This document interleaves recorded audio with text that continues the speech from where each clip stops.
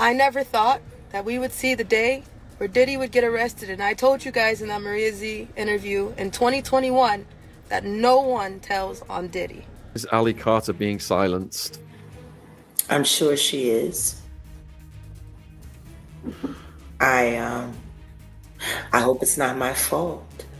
Folks thought Ali Carter was just another name tied to Diddy's mess, but now she's saying the truth goes way further. According to her, the person who really ruined her life wasn't Diddy at all. And if you've been anywhere near the Diddy scandal, keeping up with all that industry madness, you already know the whispers about those freak-off parties. Folks been saying them rooms weren't just wild, they were reckless. No rules, limits, just STDs floating around like party favors, allegedly. Now Ali Carter, the girl who's been claiming she saw all that chaos up close, is finally opening up about how she says she got caught in Diddy's mess in the first place and what it cost her. According to Ali, this didn't start when she was grown and chasing clout. She says it started when she was still a kid. She's claimed that the foster system she was placed in didn't protect her at all. Instead, she alleges that certain foster homes were funneling kids to powerful people, and Diddy's parties were one of the destinations.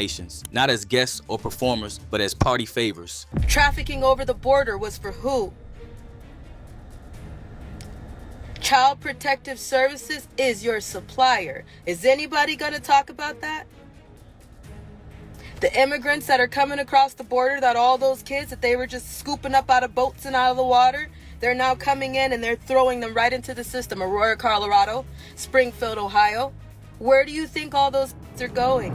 Her words. She says she was one of them, underage, scared, and surrounded by grown celebrities with money, power, and connections she couldn't even process at that age. She's described being passed around rooms where nobody asked her age, nobody asked for consent, and nobody cared what damage was being done. What does that mean?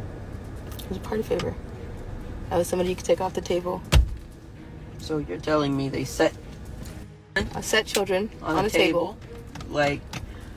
Like when you go to a birthday party and they have gift bags for everybody that comes that have candy and toys in them, Yep. And they set them on the table. So you're telling me at the freak-off parties, they put children on the table instead of gift bags.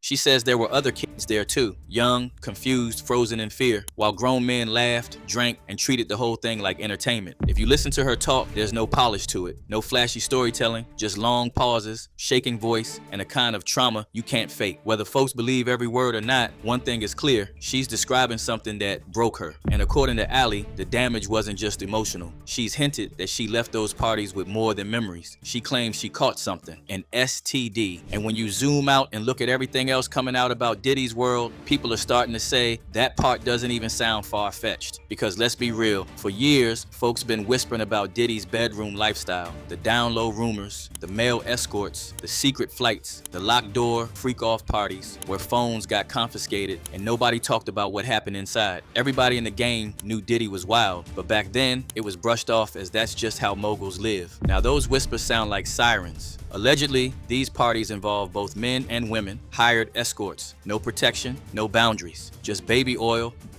and raw behavior. And when the feds raided Diddy's properties, they didn't find stacks of protection kits or anything hinting at safety. All they found was baby oil, 1,000 bottles, enough to make folks uncomfortable, because oil without protection, that's how infections spread. And they seized cases and cases of the kinds of personal lubricant and baby oil that Combs' staff allegedly used to stock hotel rooms for the freak-offs. More than 1,000 bottles altogether. And now women are stepping forward, saying they caught herpes from men connected to Diddy's circle. Not rumors, actual claims, lawsuits, medical receipts. Even Jaguar Wright jumped in heavy. She didn't just talk about herpes. She claimed Diddy had been battling HIV for years, allegedly. And she went further, saying he wasn't alone. She claimed there's a list of about 20 other men in the industry who got infected through that same circle. Big names, well protected. And she said she's sitting on that list. Could have that opportunity just like everybody else. I mean, he actually caught HIV, like having like a lot of women. Oh yeah, let's just go down the rabbit hole of all of his sins. I'm just saying. You want to know what's wild about that though? He faced that head up. He did. And he didn't stop. And he didn't stop doing what he's done. He an advocate. Now he did do that. And period. Listen to me. He faced that head up. How many dudes is running around undetectable, G? Come on. In the game. Man. Because I could tell you 20 right now. Now, Allie Carter is hinting that some of the same names people been whispering about might be connected to what happened to her. And the first name out of Allie's mouth that made people sit up straight, Usher. Now let's rewind. Usher's history with Diddy isn't some secret. He lived with him in New York when he was barely a teenager, 13 years old. At the time, it was sold as a mentorship, industry group, a young artist learning the game. Years later, when Usher talked about it himself, his tone shifted. He called that environment very curious, said he saw things he didn't fully understand back then. But hey, it was curious. I got a chance to see some things. Yeah, but you were 13. What were you seeing? I went there to see the lifestyle. Right. And I saw it. And it was but I don't know if I could indulge and understand what I was even looking at. It was pretty wild. And he made it clear that he would never let his own kids experience what he did. Would you ever send your kid to Puffy camp?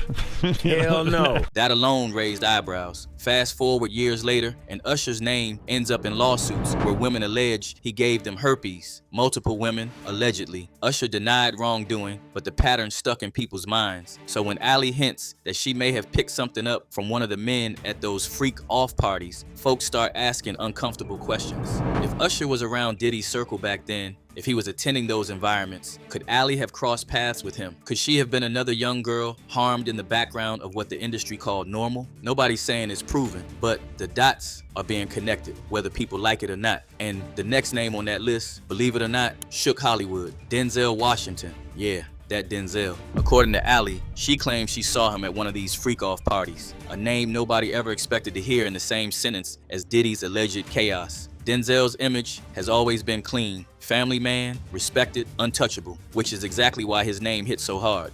And you're telling me Denzel was there and it was after 1 o'clock when he supposedly left? And beanie, socks, and a gold chain. So you're telling me Denzel Washington was kid? He had a beanie on, socks on, and a gold chain, and that's it. In front of Yep. Funny. Because he sure portrays himself to be holier than thou. Well, so a lot of them do.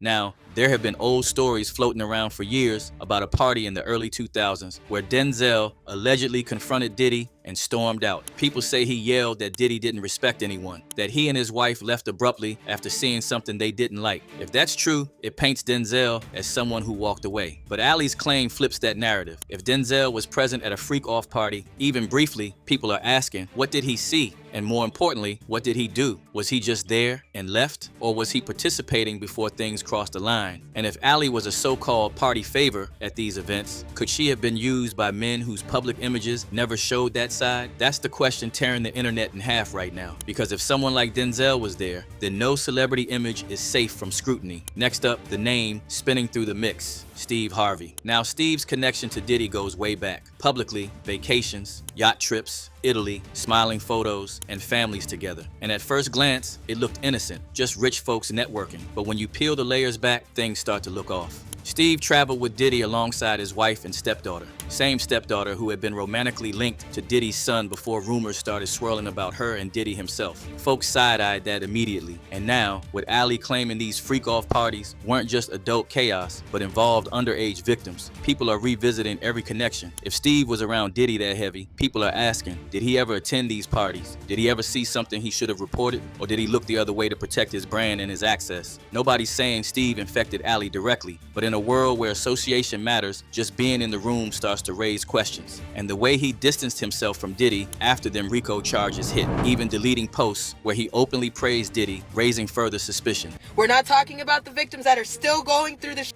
right now with other people who are running to cover their and deleting their social medias. Pink, Megan Fox, Tyra Banks, Steve Harvey. Why you running?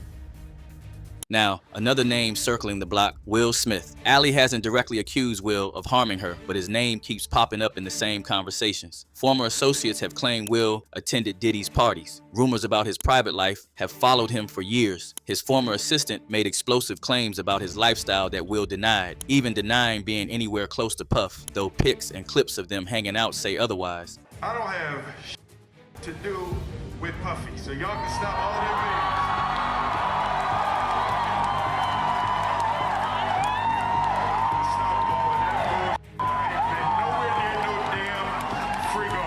But again, when Ali says these parties were filled with powerful men watching and participating, people start revisiting every name tied to that circle. And then there's Meek Mill. Ali hasn't named him outright as someone who infected her, but his name has been dragged into the wider Diddy mess heavy. Audio leaks, vacation photos, matching outfits. The internet calling him Diddy's favorite. And that he'll pay somebody $100 grand to investigate that he has nothing to do with anything with Diddy. Man, look, you can't take back what your bull received. That's just like the video that's coming out with him and Will. What? Yo, wait a minute. Wait, ah! Hey, what's up, King Son? Man, you doing it, man. You deserve it, Daddy. You putting in that work. Proud of you. I love you.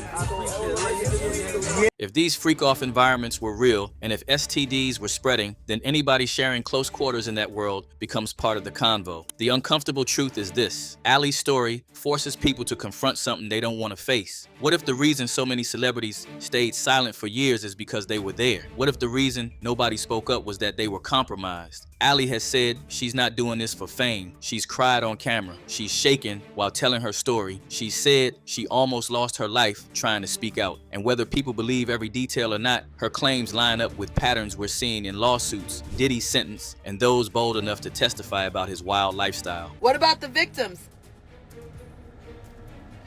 Our PTSD lives on every damn day that they did what they did. But it's only talked about when it's trending.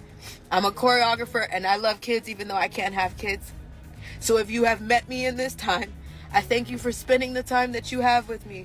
Because now that you see all this stuff on Twitter, and now that you see all this stuff on social media, you've met the real me. You've spent time with the real me. You know that I would do anything to keep a child safe. You know that I would do anything to have some peace. So if Ali really did catch an STD at those freak-off parties, then the question becomes, who gave it to her? Was it one of the men whose names are only now being whispered? Was it someone protected by fame and money? Or was it a system that allowed underage kids to be passed around without consequence? Because here's the thing, if even half of what Ali claims is true, then this isn't just about Diddy anymore. It's about everyone who attended those parties, saw what was happening, and chose silence. And trust the online community been loud. One user wrote, "I believe Ali. I stand by you, Ali. I want justice for you, Ali." Another said, "Damn, this broke my heart. God, please continue protecting this young lady. Bless your heart for being so strong. May all evil be exposed." So what do you think? Do you believe Ali Carter telling the truth? And if these celebrities were present, does that make them guilty by association with Diddy or for their own actions? And the biggest question of all, if STDs were spreading through Diddy's circle, how many victims are still silent right now? Drop your thoughts in the comments, because this whole circle looking messy. And don't forget to like, subscribe, and check out our next video on the end screen.